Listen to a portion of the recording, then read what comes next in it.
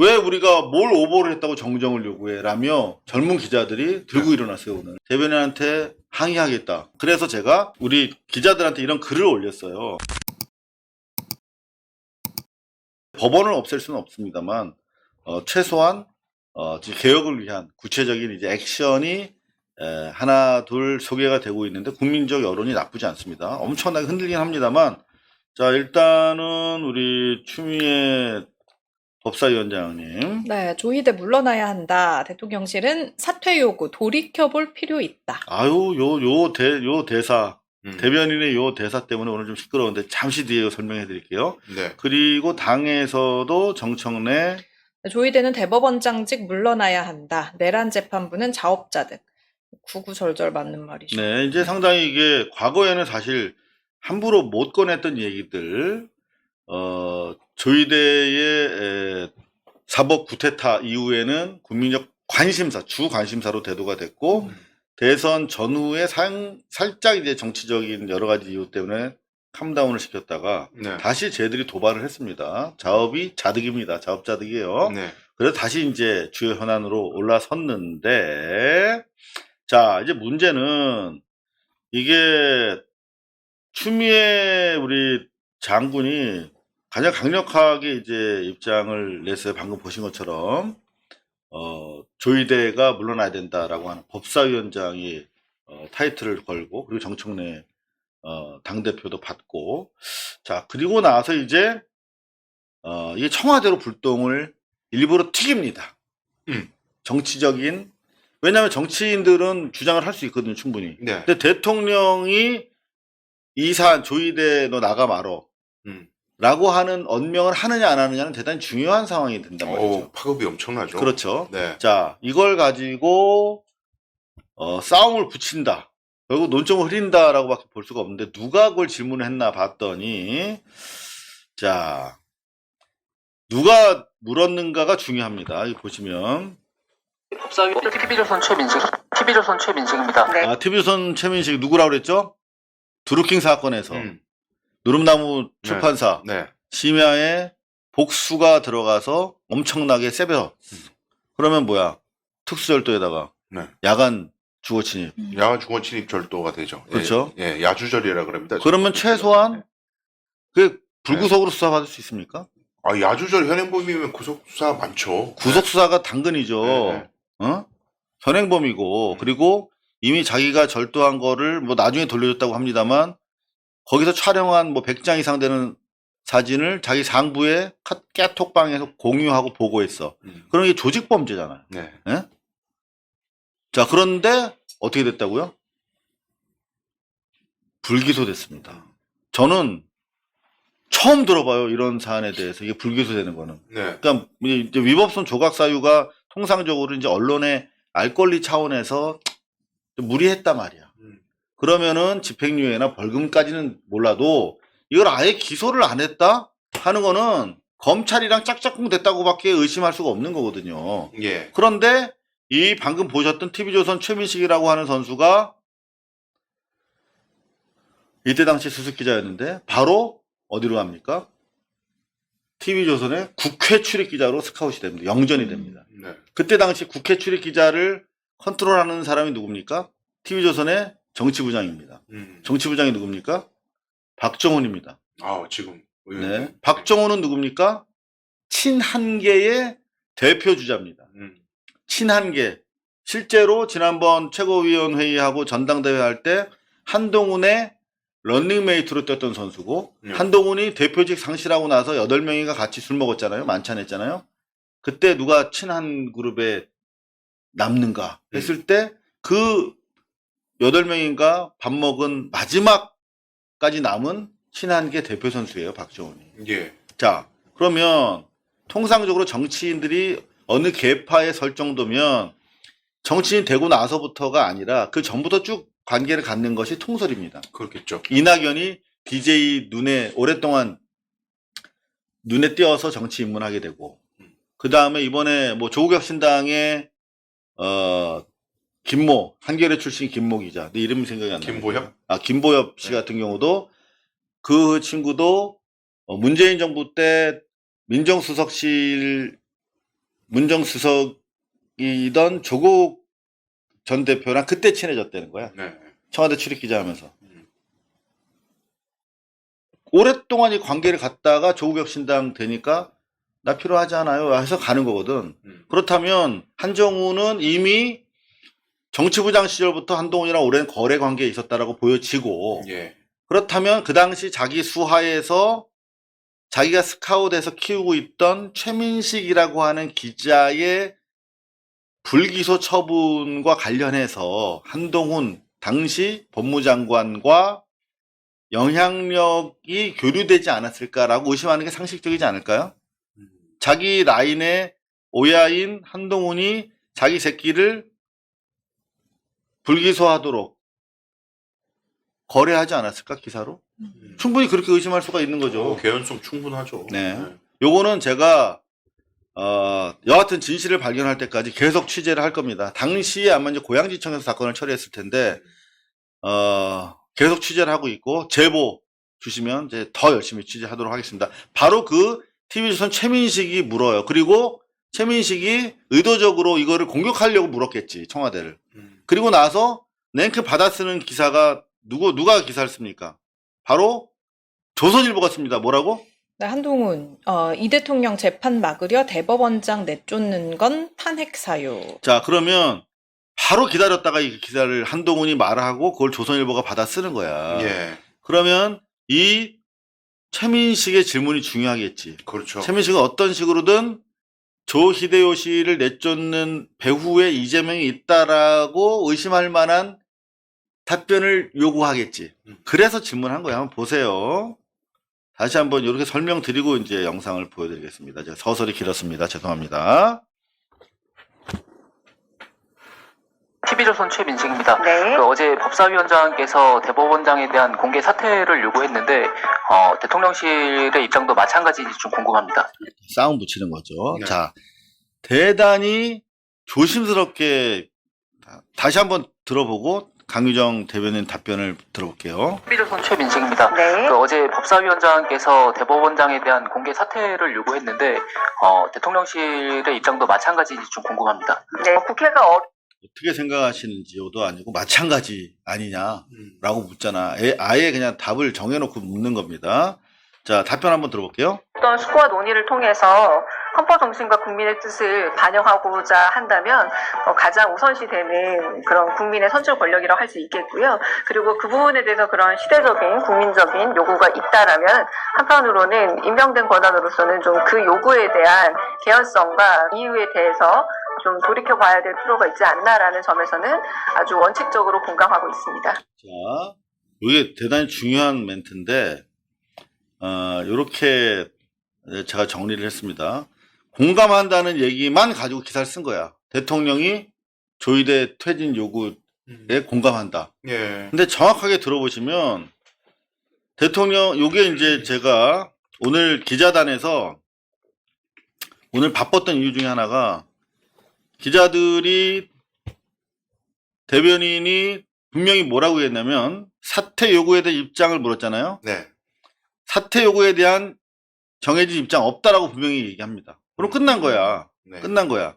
근데 대통령이 부연 설명을 하면서 뭐라고 하냐면 사퇴 요구에 공감하는 것은 아니지만 사퇴 요구에 대한 왜 이런 사퇴 요구가 나왔는지에 대해서 그 이유에 대해서 돌이켜볼 필요성에 공감한다라고 얘기한단 말이에요.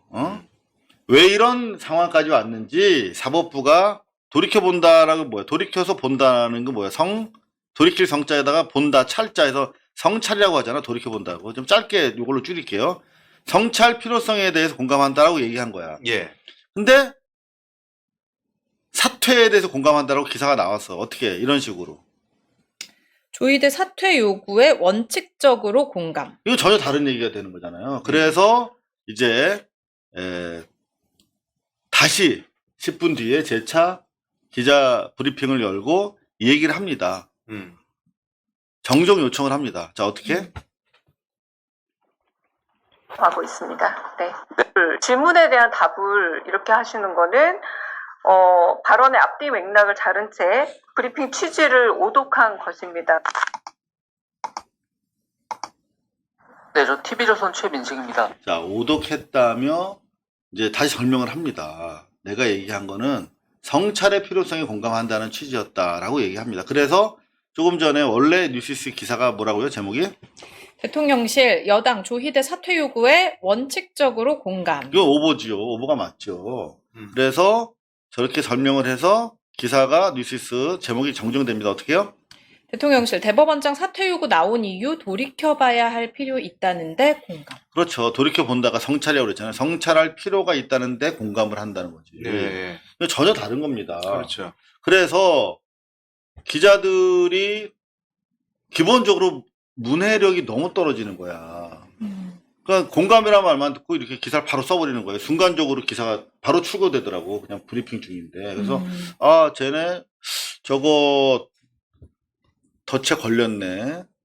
조이대에 대한 문제의식이 정치적 논쟁이 아니라 마치 대통령이 막 이렇게 만들어 나가는 것처럼 프레임을 짜서 나오겠네? 라는 걱정이 되더라고. 아니야 다를까 그렇게 됐는데 네. 기자들이 왜 우리가 뭘 오보를 했다고 정정을 요구해? 라며 젊은 기자들이 들고 일어났어요, 오늘. 그래요? 네. 오. 그래서 대변인한테 항의하겠다. 그래서 자기들이 잘못해놓고 들고 일어난 거잖아요. 아니 자기가 그렇게 오해받도록 얘기해 놓고 왜 우리한테 오보 쓴 것처럼 정정을 요구하냐. 그럼 제가 잘못 말해서 죄송합니다. 이렇게 얘기를 했어요. 그러니까 얘네 주장은 뭐냐면 오해할 수 있는 여지를 남겨주고 우리가 오해했다고 우리한테 오보를 썼다고 하면 안 된다는 건데 기자는 오해하도록 얘기해도 사실을 확인해서 기사를 써야 되는 거거든요. 되물어야죠. 그렇지. 만약에 왜냐하면- 오해할 소지가 있는 말을 했다면 되물어 써야 되는 거야. 기사를 쓰겠다고 하면. 그래서 제가 우리 기자들한테 이런 글을 올렸어요. 오늘 바빴습니다. 자, 기자는 최민식은 사퇴 요구에 대해서 마찬가지냐라고 입장 물어봤고 대변인이 분명히 사퇴 요구에 대한 입장이 없다라고 전제했습니다. 대신에 성찰 필요성은 공감한다라고 얘기했어. 자, 제가 이제 요거를 글을 올린 건데 그 카톡방에다가 이는 통상적인 상황이라면 안 중요한 얘기라면 저널리즘이 허용하는 수준에서 기자들의 자의적 확대 해석도 이는 가능할 수 있어요. 보통 이런 경우가 가끔 있어. 안 중요한 경우에. 네. 뭐 검찰이 브리핑하면서 지금 뭐 한학자에 대해서 3차례 출석 거부했는데 17일이나 18일 중에 지가 꼴리는 대로 아무 때나 온답니다. 라고 브리핑을 했는데 그러면 강제 수사는 안 합니까? 강제 수사할 수도 있습니다. 하게 되면 언제쯤 합니까? 그러면 추석 전에 해야 되죠. 그러면 이걸 가지고 추석 전? 그러면은 지금 뭐 며칠이니까 늦어도 다음 주에 한다. 이렇게 뭐 기사를 써도 돼요. 그럼 뭐 빨리 뭐 강제 수사를 해야 된다고 촉구하고 싶으면 그렇게 일흥 확대 해석해도 된다니까? 그건 안 중요해. 근데 이거는 뭡니까? 대통령이 대법원장에 대한 사퇴 요구가 갖는 게 매우 비상한 상황이잖아. 그죠? 네. 대통령이 대법원장한테 사퇴하라고 그래. 권력서열 3위를. 이게 되게 비상한 상황이기 때문에 만약에 그런 말을 실제 하고자 했다면 대변인이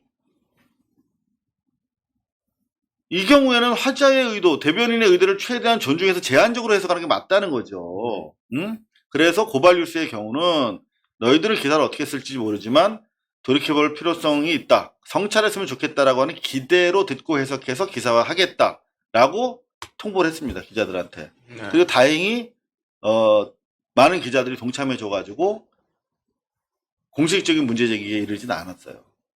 요런 일도 한다니까 기자실에 있으면. 그러니까 강윤정 대변인이 아까 말씀하신 대로 대전제 입장이 없다라고 딱 명시적으로 그렇게는 말을 안 한 거잖아요. 그죠? 했어요. 했어요? 네, 근데도 제가 이래요? 기자들이? 그러니까 자 보세요. 네, MBC 김재경 기자입니다. 자 제가 풀을 들려드릴게요. 믿을 수가 없어가지고 대통령이 기자들의 있어야 수준을. 합니다. 인정권을 통해서 임명된 원칙이잖아요. 자 이거 보시죠. 그건 역시도 드리고요. 그리고 있는 자정 능력과 내부적 그럼에도 불구하고 간접적인 임명권을 통해서 임명된 그 권한은 입법부의 논의를 충분히 지켜봐야 될 필요가 있다.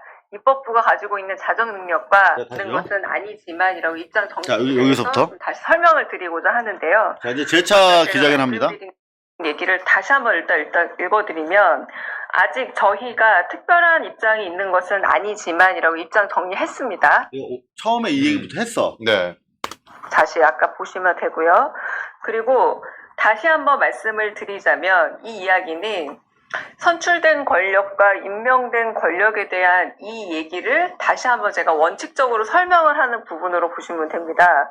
국회에서 어떤 수기와 논의를 통해서 헌법 정신과 국민의 뜻을 반영하고자 한다면 가장 우선시 되는 국민의 선출 권력이라고 할 수 있고, 그래서 시대적 국민적 요구가 있다면 임명된 권한은 그 요구에 대한 개연성과 이유에 대해서 돌이켜볼 필요가 있지 않겠느냐라는 게 상권 분립과 선출된 권력을 임명된 권력이 존중해야 된다는 점에서 가장 근본적으로 돌이켜볼 필요가 있다. 임명된 권력은 그 부분에 대해서 얘기를 한 것이지, 이 부분은 제가 다시 말씀드립니다. 아직 저희가 특별한 입장이 있는 것은 아니다가 질문에 대한 답이 1차적으로 끝난 겁니다.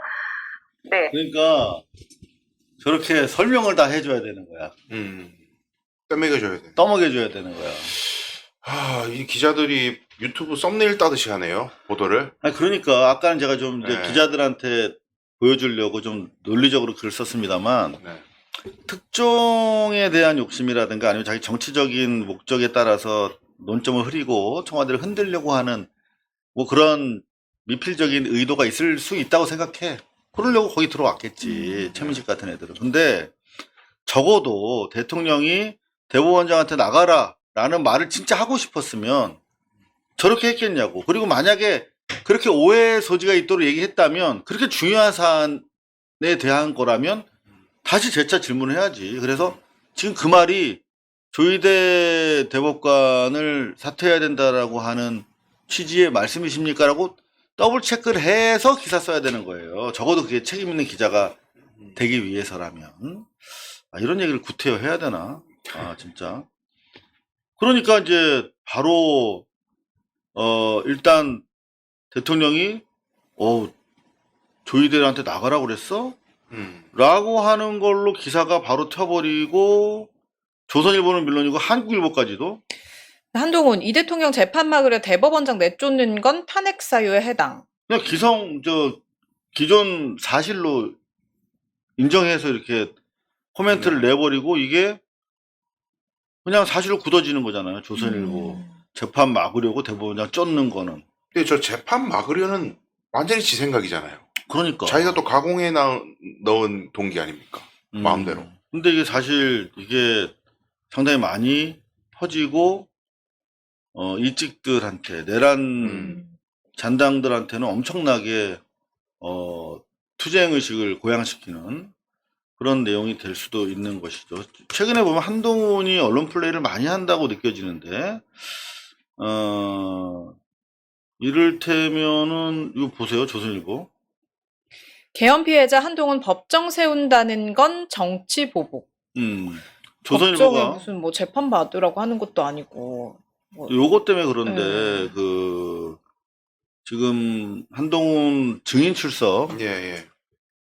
구인을 하겠다고 하는 거죠? 그 법원이 이제 기소 전 증인 신문 신청을 받아들여가지고 이 사람은 참고인이지 범죄자는 아니고 아직 참고인인데 참고인 조사에 출석을 안 하니까 근데 사건 조사를 위해서는 굉장히 필수적인 사람이니까 법원에 나와가지고 증언을 하십시오. 기소 전이지만 아주 특수한 이제 절차를 한 거고 법원이 허가를 한 겁니다. 그렇죠. 특검이 신청을 했으나 법원이 허가를 했다면은 지금부터는 법원의 액션이지 특검의 액션이 아니에요. 구태여 정치적으로 공세를 펴려면 법원에다 해야 그렇죠. 되는 거죠. 법원한테 뭐라 그래야 법원한테는 찍소리 안 하면서 뭐 자꾸 특검이 정치적 보복하니 이런 정치적 레토릭만 반복하고 있다. 다시 한번 보시겠습니다. 조선일보. 계엄 피해자 한동훈 법정에 세운다는 건 정치 보복. 그 법원이 정치 보복을 하고 있다라고 주장을 해야 되는 거야. 그러니까요. 조선일보의 논리대로라면. 네, 그러니까 네. 말이 안 된다는 것이죠.